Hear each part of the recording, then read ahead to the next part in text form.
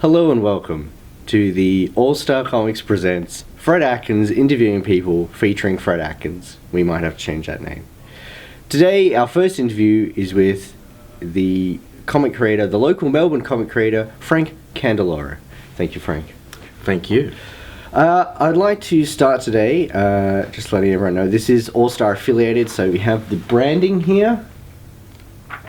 Okay. And I've just realized something that I actually introduced you. I mispronounced your name. It's actually Frank Ledger Award-winning Candiloro. So I'll refer to you from now on. So Frank Ledger Award winner. Tell us about the first comic that you ever made. Well, the very first comic that I made was The Adventures of White Wolf back in 2009. It was actually originally based on an animated short film I did back when I was studying at the Victorian College of the Arts. Mm-hmm. And I sort of thought that, I could turn it into a webcomic because the short film was actually about like an old superhero that sort of retired, and I kind of wanted to tell something about what he did previous to that, sort of like the early adventures when he was young. And that started off as a webcomic that I did for a while, and basically... yeah, when I got into print comics, I decided I had enough to put it into one little zine, and printed that off, and it all went from there.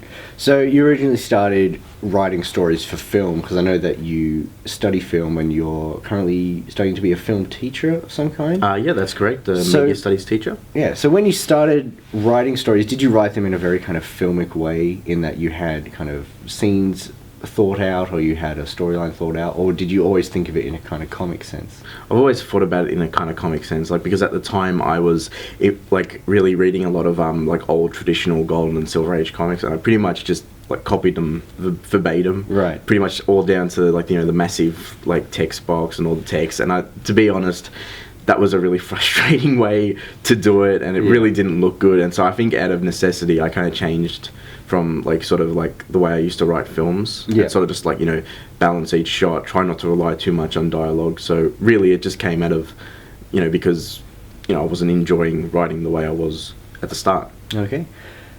So going back to the start, you talk about the first comic you made, but what is your first comic memory? The first comic you read, or the first time you experienced comics? First comic I've read, probably all the way back in the late 80s. I remember reading a Spider-Man comic. This was when he had the black suit, and I don't remember that much from it.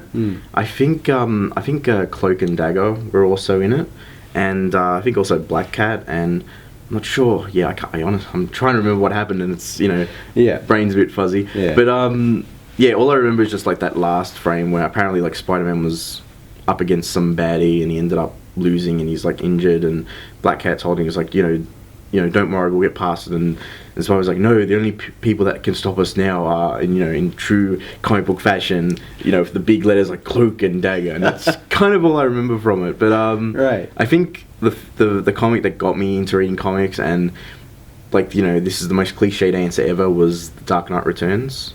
I read that when I was in university.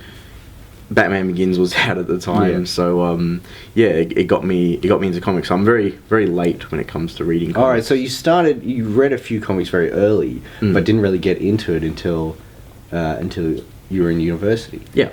And do you feel, so with Dark Knight Returns, so Frank Miller wrote that, and now he's kind of doing films in a way. Yeah. He's kind of lending a lot of properties to film. Do you find his writing style is something that you really resonated with, because he has a sort of... It's something to do with your film background and his kind of interest in film, the way that he writes and sets things up. It's all very cinematic, and he likes to very set up scenes in the pages of his book. Do you find that is something that really brought you into comics, his style?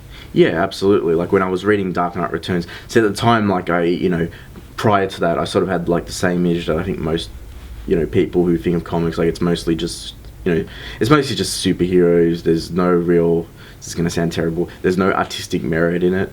But when I looked at it, I sort of realized you can do so much with the medium, just the way Frank Miller sets out the panels and everything. There was one scene where it's basically a series of black panels with nothing but text, and then you sort of see the black slowly descend, and you sort of realize you're seeing the point of view of someone that Batman's holding over a ledge, and I thought that was really cool. And there was another part where you see like the White House, and you see a close up of the American flag, and all you hear is talking, and as it zooms in into the red, and it zooms out, and you see the Superman logo. Yeah. And I just thought, there's so many things you could do with this medium, and because at the time making films was really expensive and really time consuming, it just seemed like comics was the way to go. Right. So thinking about that, moving on from the older stuff you've done, so you said Adventures of the White Wolf was more of a kind of action superhero type comic, but the stuff that you're creating now isn't always like that. So your most recent book, Nonna, which is that out yet? It's actually Nonna, but Nonna. Sorry, that's okay. But is it out yet? It will be out soon. But that's your most recent book, and it is probably the furthest thing from a superhero book you could get. Yeah, it's just a very touching tale about a girl and her grandmother. Yeah, and the things that they did together. What do you think was the process from going from kind of originally the superhero comics the first one that you created, to this kind of more independent kind of slice of life comics? I think it was just a process of, seeing what I could do with the medium, because when I first started, I did like superheroes and I did horror because that was what I knew, and because I was sort of developing my drawing style, that's what kind of suited it. But as I was making comics more and more, I sort of realized, it might be interesting to see what doesn't necessarily fit with that style, which is why I've done like a whole bunch of different stuff. And also it's probably just like my ever evolving tastes. Like I'm never really satisfied with anything, so I'm always constantly looking for new things to do. And I think because I make a lot of comics regularly, if I kept sticking to the same sort of stuff, it would get stale really quickly. So okay. And so you brought up your art style there. You have a very kind of particular art style. It's very Frank Ledger award winning, I would say. But it's very obviously your style. It's I'd describe it as a weird kind of, it's sort of textured without having a lot of texture in it. Yeah. It's a lot of straight lines, but you kind of layer it in to make it look like there's a lot more texture and a lot more actual substance in the image than a kind of flat 2D thing. Is that something that you kind of naturally went to? Is that how you hand draw, or is that something that you worked on? It was something that I worked on. Basically, when I was working on stuff like White Wolf and like some of the other comics I was doing, I was sort of like doing really sort of cartoony, sort of doing what I thought were like the Golden and Silver Age comics, but obviously didn't turn out quite like I thought. But when I worked on another book, which was The Testament of Dr. Zeitpunkt, that was influenced by German expressionism, like Metropolis and The Cabinet of Dr. Caligari, and and I sort of wanted to do a style that was a lot more expressionist, so looking at sort of like expressionist art from Germany in the 1910s and 1920s, and so like the angles became a lot more angular, there was a lot more blacks, there was a lot more lines, and I was only going to use that style for that book and leave it alone. But when I showed it to a few people, they sort of really responded to it, because at the time, like they would see some of the comic creators, they'd see my old stuff, and they'd be like, oh, that's great, Frank. But when I showed people this book, they really responded to it. They were like, oh, that looks really cool. And I thought, why should I just leave it for this one book? If people really like it, let's just see where this is going to go. And so since then, and that was back in 2011, so it's 4 years later, it's gone in so many different directions and paths that I certainly didn't foresee. So yeah, so you've been making comics for 4 or 5 years now? Yeah, I've been making them since 2009, but I've been printing them since 2010. Okay. And what would you say is your experience of actually getting into a Melbourne comic creator scene? So there's the comic creator meetups, there's also the conventions, you kind of just see these people around, they look kind of weird walking down the street, and then you go, hey, talk to me about print quality, and they go, I'd love to talk about print quality. So what would you say is your experience of getting into the comic creator scene in Melbourne? The way I got into it was I saw that one of my friends on Facebook had joined the Melbourne Comics Creators Meetup, and you know, to be honest, I had no idea other people in Melbourne actually made comics besides me. And, you know, I was looking at it, I'm like, you know, I haven't really done that much. I haven't even printed out a book at the time. And so I talked to Brendan Halliday, who was organising them and still organises them, and said, hey, is it okay if I come? He was like, yeah, sure. And so, you know, I went to the meetup and, you know, not really sure what to expect, sort of just bringing like a few printouts of my comics.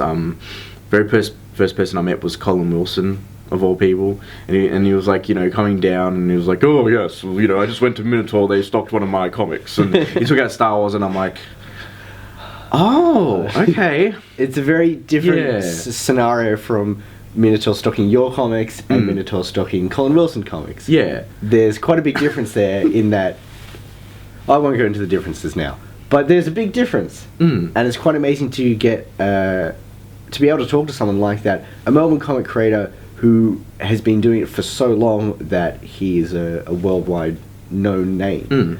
And so, from going to those meetups, what do you think is the kind of the Melbourne comic creator scene? Do you feel like it's a very inclusive thing, or do you feel like it's very kind of selective in the people that attend those things? I think for the most part it is pretty inclusive. I think most of us are fairly friendly and, you know, kind of want to encourage everyone to be the best they can be.